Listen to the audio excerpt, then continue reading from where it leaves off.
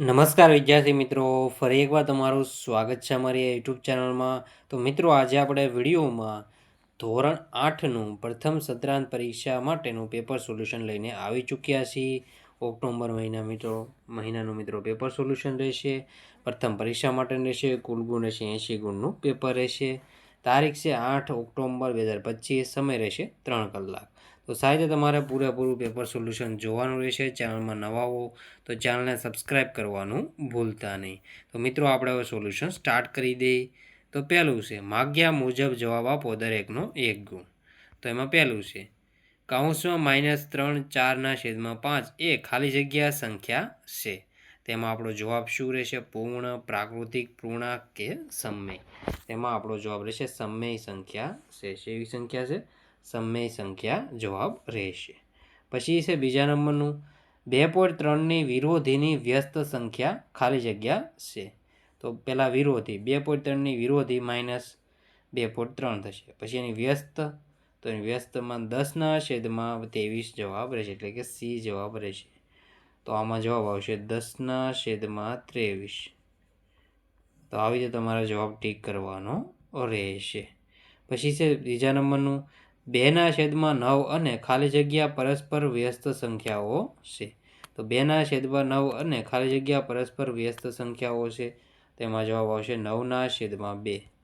શું જવાબ આવશે? 9/2. એટલે જવાબ આવશે એ. તો આવી રીતે 3 ક્વેશ્ચનના આન્સર ટીક કરી લેવાના રહેશે. બાકીના આપણે જોઈ લઈએ હવે. પછી છે ચોથા નંબરનું -3/4 પ્લસ -3/4. તેમાં આપણો જવાબ આવશે -3/2. ડી જવાબ રહેશે. પછી છે પાંચમા નંબરનું 0.01નો વ્યસ્ત ખાલી જગ્યા છે. તો 0.01નો વ્યસ્ત ખાલી જગ્યા છે. તો એમાં જવાબ આવશે 100. શું જવાબ આવશે? 100. છઠ્ઠા નંબરનું આપણે હવે જોઈ લઈએ. આ બે ક્વેશ્ચન સાથે તમારે જોઈ લેવા.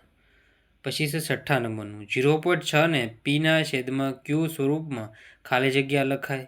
તો 6/10 લખાય છે. જવાબ શું આવશે? 6/10. પછી છે સાતમા નંબરનું 1/4 અને 1/2 વચ્ચેની સમય સંખ્યા છે. તેમાં આપણો જવાબ આવશે 3/8. ખાલી જગ્યાઓ છે. અહીંયા જવાબ પણ આપેલો છે સાહિત્ય જોઈ શકો છો.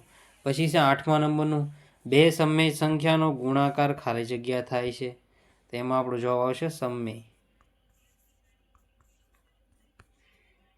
પછી છે નવમા નંબરનું કોઈ પણ ધન સમય સંખ્યાનો વ્યસ્ત ખાલી જગ્યા જ હોય છે. તો એમાં આપણો જવાબ આવશે ઘન.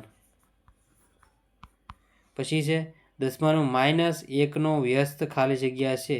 તો -1 કૌંસમાં આવી તેનો જવાબ છે એનો વ્યસ્ત ખાલી જગ્યા થશે.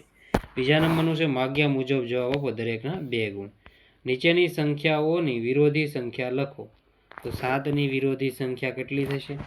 તો 7ની વિરોધી સંખ્યા થશે -7. પછી છે -3ની વિરોધી સંખ્યા થશે. તો એની છે 3. 3/4ની વિરોધી સંખ્યા. તો -3/4.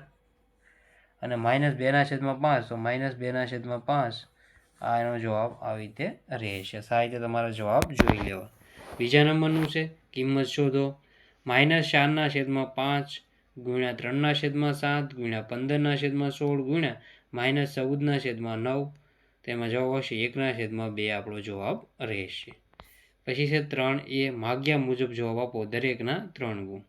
પહેલું છે x - 5/3 બરાબર x - 3/5. સુરેખ સમીકરણનો ઉકેલ મેળવો. જવાબ રહેશે x = 8. બીજા નંબરનું છે સમીકરણનો ઉકેલો.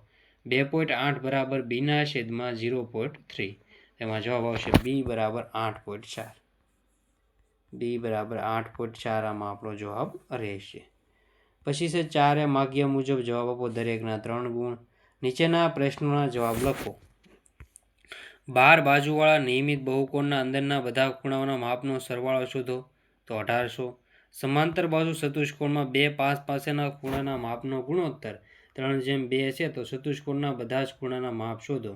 તો ધારો કે ધારો કે ચોરસ ABCDમાં ખૂણો A અને ખૂણો બીનું માપનું 3/2 છે. તો આ રીતે જવાબ જોઈ લો, પોઝ કરીને વાંચી લો. x બરાબર 36° જવાબ રહેશે. તો પોઝ કરીને તમારા સાહિત્યના જવાબ જોઈ લેવાના છે. ચેનલમાં નવા હોય તો ચેનલને સબસ્ક્રાઈબ કરવાનું ભૂલતા નહીં. પછી ત્રીજા નંબરનું છે એને પણ સાહિત્ય જોઈ લો. કાટકોણ ત્રિકોણ ABCમાં કાટખૂણાની સામેની બાજુ મધ્ય બિંદુ 0 હશે. શિરોબિંદુઓ ABC થી બિંદુ 0 કે O કેવી રીતે સમાન અંતરે આવે છે તે સમજાવો. અહીં તૂટક રેખાઓ તમારી સહાયતા માટે દોરેલ છે. તો આનો જવાબ પણ પોઝ કરીને સાહિત્ય વાંચી લો.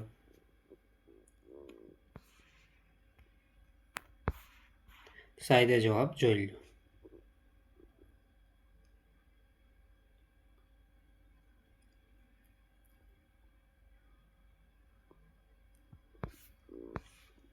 પછી છે માગ્યા મુજબ જવાબ આપો. n બાજુવાળા બહુકોણના વિકર્ણોની સંખ્યા.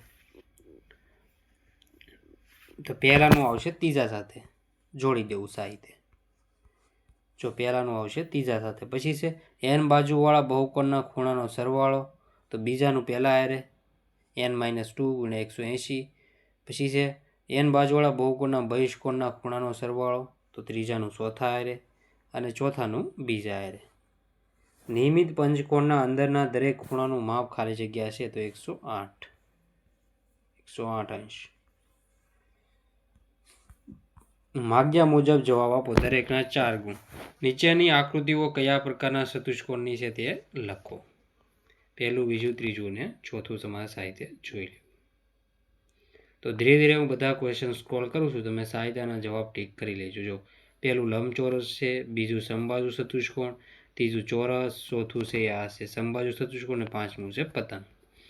પછી માગ્યા મુજબ જવાબ આપો. ફરતું ચક્ર, એક સાથે 2 સિક્કા ઉછાળવા. તો સાહિત્ય તમારે જવાબ જોઈ લેવાના રહેશે. કેળવણી ખર્ચ કેટલા ટકા દર્શાવે છે? તો 10%. બચત માટે કેટલા રૂપિયાની જોગવાઈ છે? તો આનો પણ જવાબ સાહિત્ય જોઈ લેવો પોઝ કરીને. પછી માગ્યા મુજબ જવાબ આપો. અવિભાજ્ય અવયવકરની રીતે ઘનમૂળ શોધો. તો 33/75. તો 15. અવિભાજ્ય અવયવકરની રીતે ઘનમૂળ શોધો. તો 58/32. તો 18. પછી માગ્યા મુજબ તમારે જવાબ આપવાના છે. વિકલ્પવાળા ક્વેશ્ચન છે એના જવાબ પણ સાહિત્ય પોઝ કરીને વાંચી લેજો. ચેનલમાં નવા હોય તો ચેનલને સબસ્ક્રાઈબ કરવાનું ભૂલતા નહીં.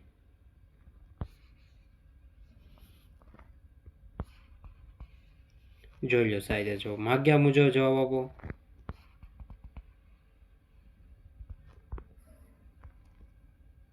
તો આમાં પણ જવાબ સાહિત્ય ઠીક કરી લો.